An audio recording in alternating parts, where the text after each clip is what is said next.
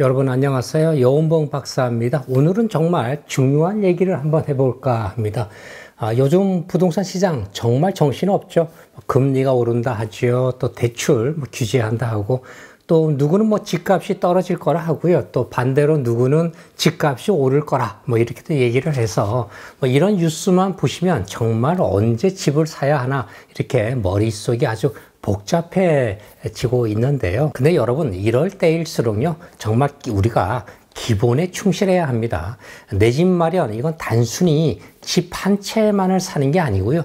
내 자산을 또 지키고 또 내 미래를 준비하는 아주 중요한 결정이다, 이렇게 보셔야 합니다. 그래서 오늘은 서울 또 수도권 내에서 내 집 마련을 하루라도 왜 빨리 해야 하는지, 이런 질문에 대해서요, 제가 직접 경험하고 또 연구한 내용을 모아가지고 5가지 이유로 제가 정리를 해봤습니다. 쉽고 자세하게 제가 말씀드리겠습니다. 우선 지금 당장 서울에 집을 사야 하는 첫 번째 이유가 있는데요. 이거는 서울에 있는 아파트 대부분이 지금 한 30년이 넘은 아주 낡은 아파트들이 대부분입니다. 그래서 서울에 신축 아파트는 앞으로 더 귀해지고요, 가치가 더 높아질 그럴 전망이죠. 근데 여러분, 혹시 서울에 있는 아파트들 중에서 30년이 넘은 집이 도대체 얼마나 되는지 알고 계실까요?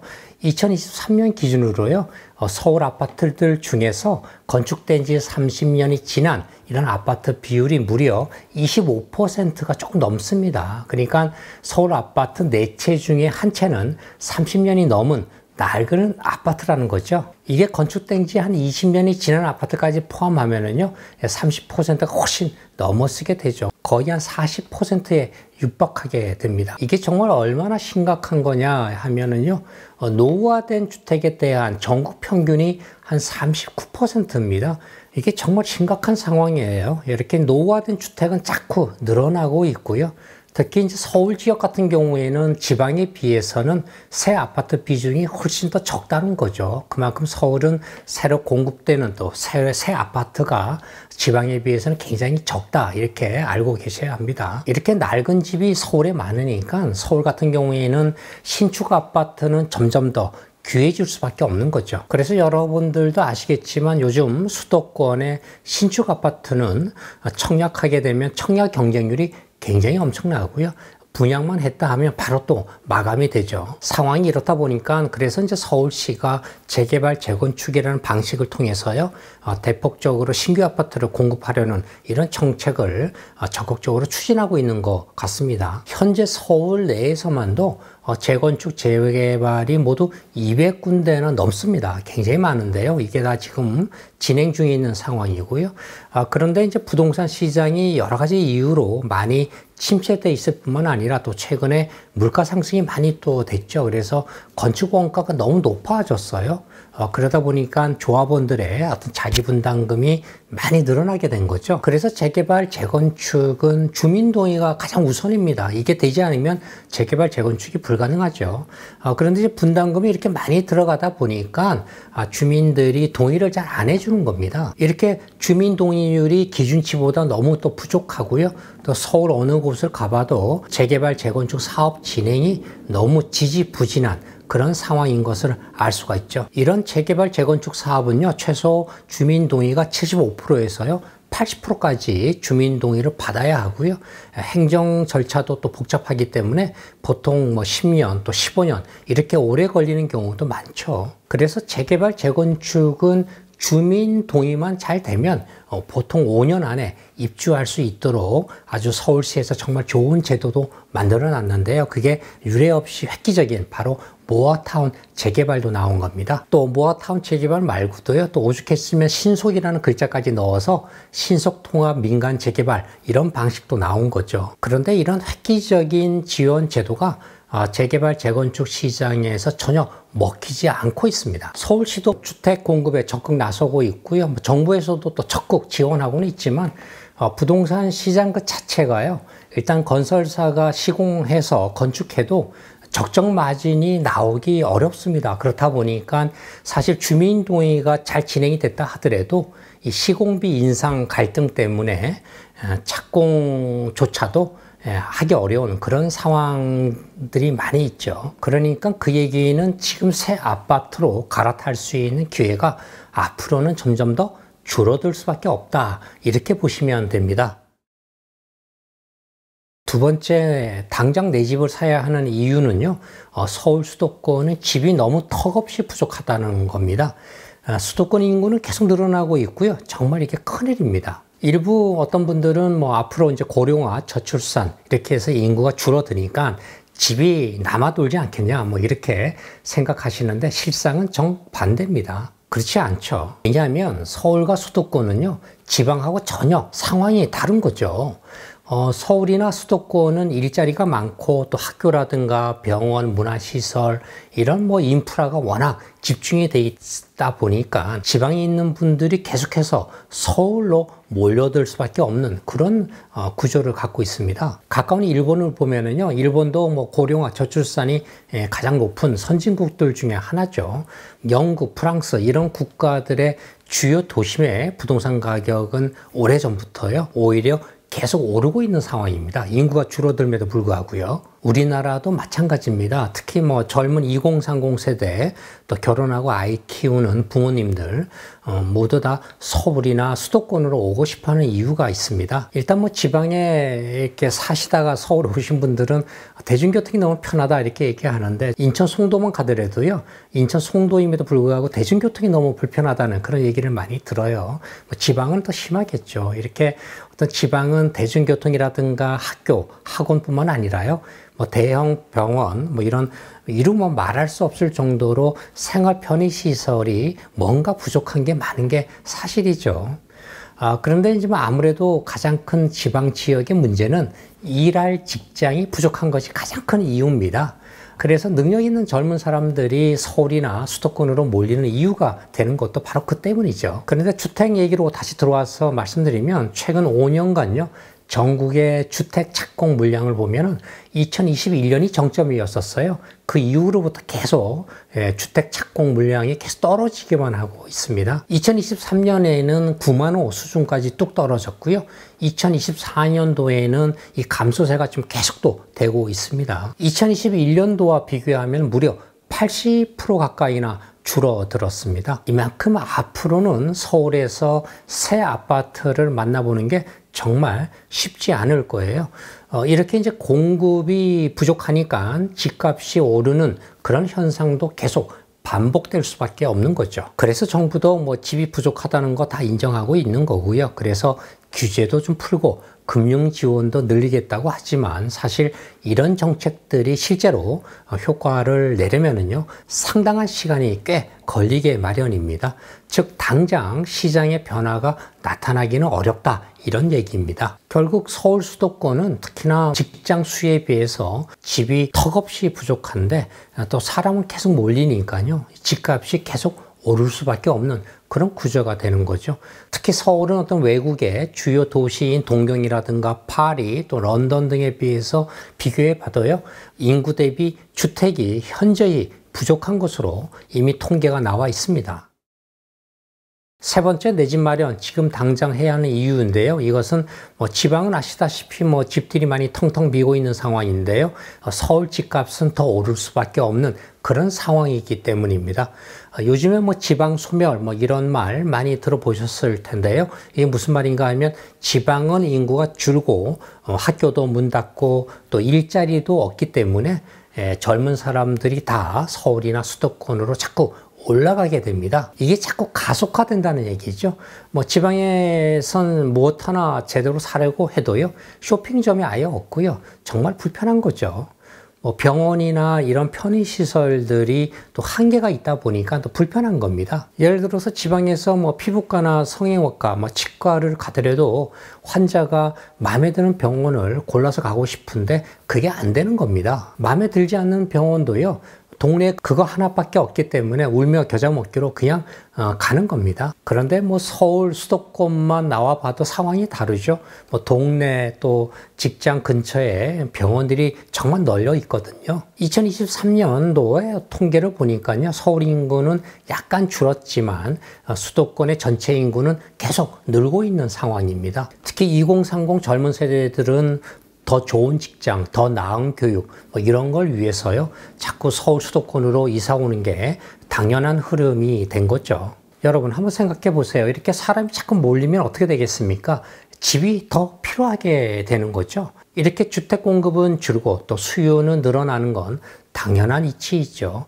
앞으로 이제 고령화, 저출산 이런 현상 때문에 전체 인구는 줄어들겠지만 이때 이제 지방 인구가 급감하는 거고요. 또 지방 인구가 이제 줄어드는 것이지만 서울이나 수도권 인구는 오히려 더 늘어나게 된다는 것이죠. 기원전부터 먼 역사적인 관점에서 보더라도 대도시라고 하는 것은 항상 교통 발달로 인해서 도시가 항상 팽창하고요, 확장하는 그런 성질을 갖고 있습니다. 아주 오래전부터 우리 인류 역사를 보면은요, 전 세계 주요 중심 도심은요, 줄어들기는커녕 오히려 확장하고요, 항상 팽창하는 그런 거를 해왔다라는 사실을 염두에 두셔야 합니다.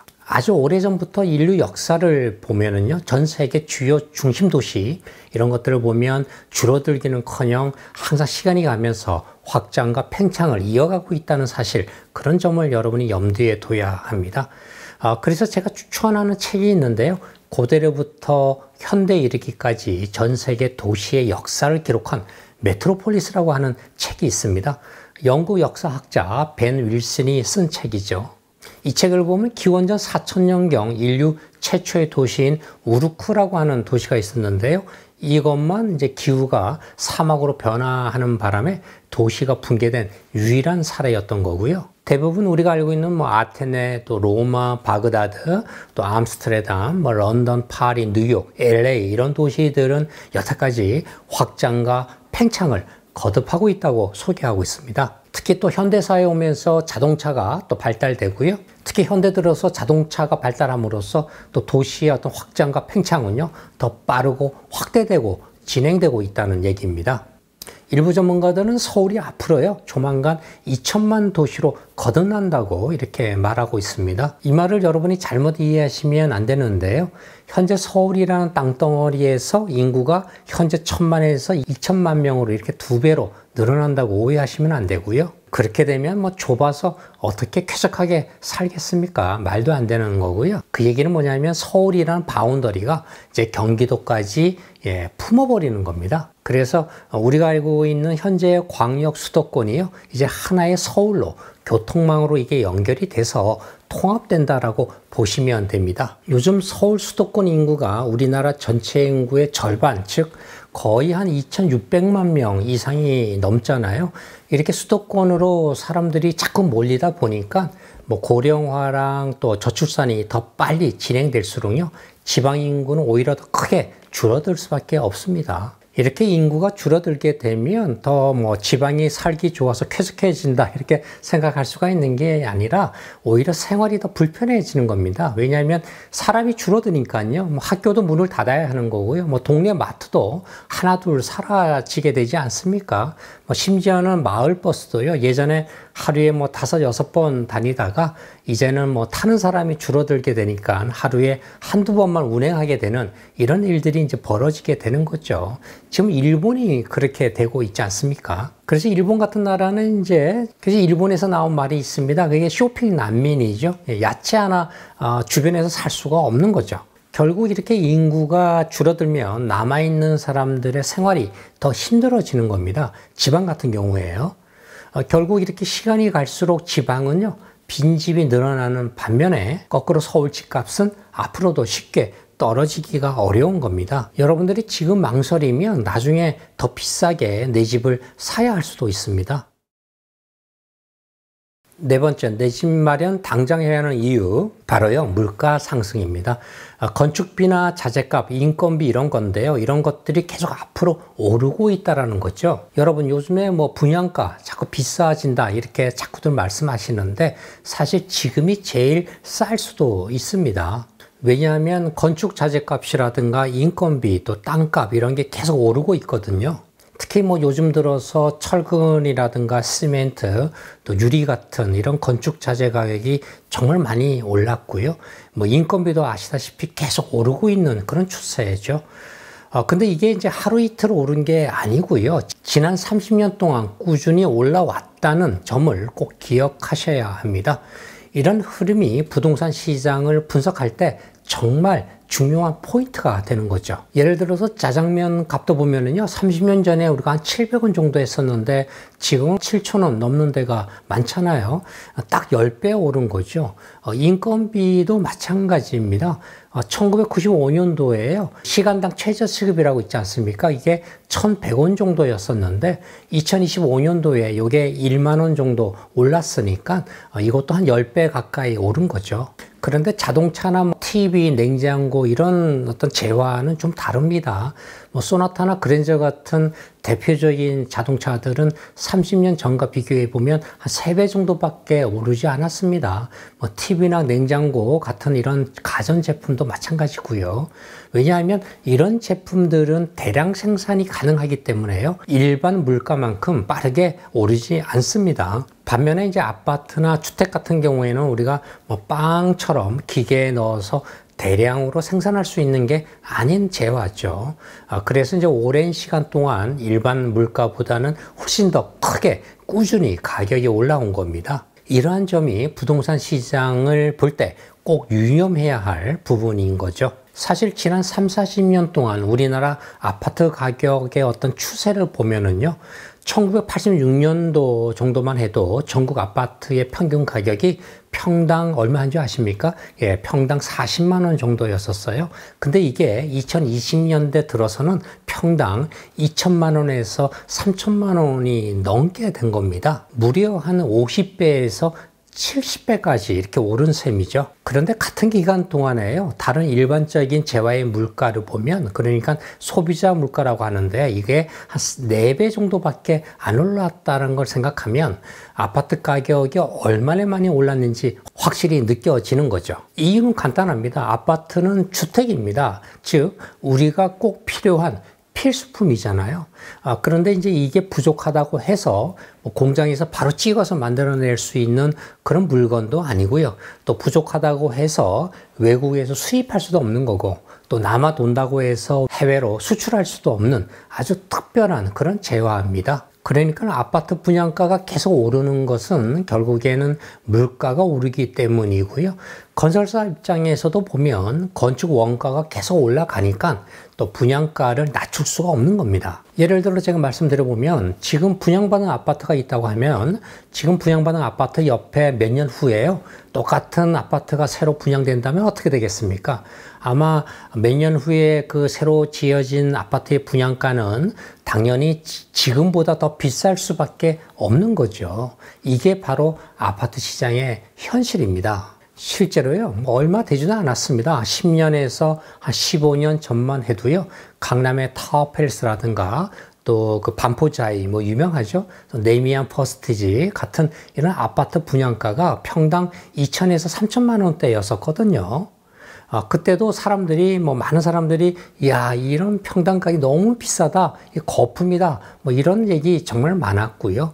실제로 분양 당시에 다 미분양이었던 겁니다. 분양이 안 됐던 거죠. 너무 비싸다 보니까요. 예를 들어서 2008년도에 분양한 반포자이 같은 경우에는 평당 2,800에서 3,300만 원 선에서 분양을 했어요. 이때요, 너무 비싸다 보니까 사람들이 분양을 안 받았습니다. 그래서 계약률이 60%밖에 안 됐고요. 이 중 40%는 미계약으로 남아서 미분양 펀드로 넘기기도 했습니다. 또 당첨된 분들도요, 분양가가 부담이 돼서 계약을 또 포기하는 이런 사례가 또 많았었던 거고요. 더군다나 당첨된 분들까지도 분양가가 부담이 돼서 계약 포기하는 이런 경우가 많았었습니다. 지금 그런데 어떻습니까? 반포자이, 네미안 퍼스티지, 타워팰리스 이런 아파트들을 다들 부러워하는 대표적인 또 대장 아파트가 됐고요. 실제 최근 거래 가격을 보면 분양가의 3배 이상, 평당 8천만 원이 넘는 경우도 많습니다. 항상 집값이 너무 비싸다 이런 말들은요, 예나 지금이나 똑같이 나옵니다. 하지만 이제 시간이 지나고 나면 역시 그때가 제일 쌌었다 이런 것을 이제 알게 되는 거죠. 이런 현상은 옛날 조선시대에도 똑같았었는데요. 조선 후기 한양, 지금의 서울이죠. 종로에 있는 기와집 가격을 보면 1724년에 은하 300량 했었습니다. 현재 가치로 보면 약 4천만 원이었는데요. 이런 집이 19세기 말에 들어서 동전 2만 8천 량, 지금 돈으로는 한 18억이 넘는 수준까지 이렇게 크게 올랐다고 합니다. 그만큼 집값은요, 시대를 막론하고 꾸준히 올라왔고요. 당시에도 집값이 너무 비싸다 보니까 일반 서민이라든가 하급 관리가 자기가 평생 급여를 모아도 기와집 한 채 사기 힘들었다고 합니다. 결국 지금 서울 수도권은 공급도 부족한데 또 건축 원가까지 계속 오르고 있으니까 이렇게 무주택자분들은 하루라도 빨리 집을 사는 게 가장 현명한 선택이 될 수 있습니다. 마지막으로 지금 당장 집을 사야 하는 5번째 이유인데요. 내 집 한 채로요, 노후 걱정 끝낼 수가 있습니다. 즉, 집 한 채만 제대로 갖고 있으면은요, 은퇴 후에도 든든하게 살 수가 있는 그런 시대가 됐기 때문인데요.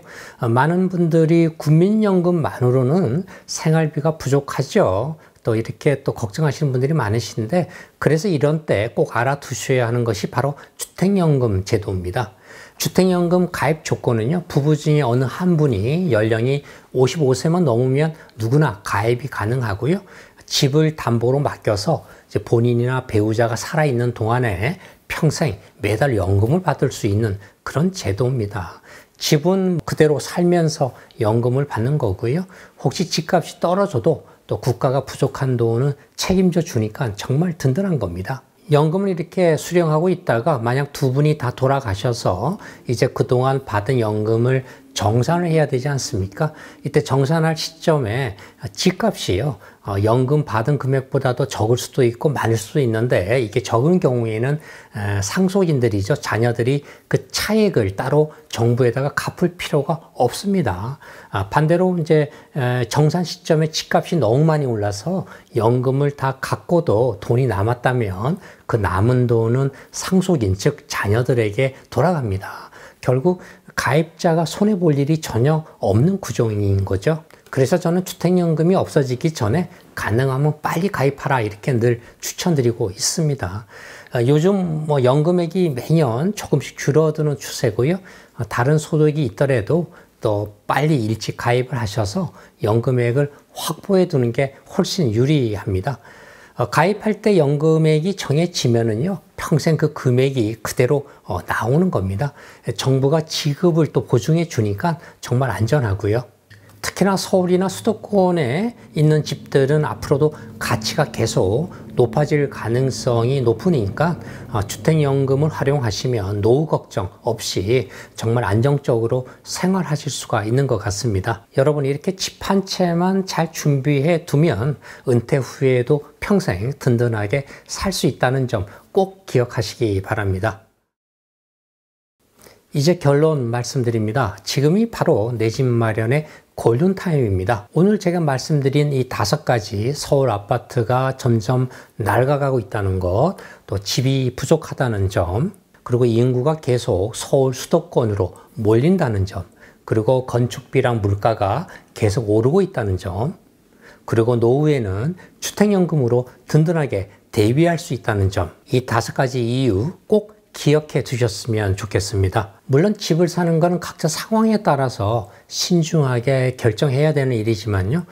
길게 보면은 서울이나 수도권에 내 집 하나 마련하는 게 정말 좋은 투자라는 그런 사실은 변하지 않습니다. 여러분, 내 집 마련 망설이기만 하지 마시고요. 지금 바로 시작해 보시기를 바랍니다. 미래의 행복을 위해서 지금이 바로 가장 좋은 기회라는 것 잊지 마시기 바랍니다. 영상 끊으시기 전에 좋아요, 구독 누르시면은요, 앞으로도 계속적으로 도움되는 정보 받아보실 수가 있습니다. 감사합니다.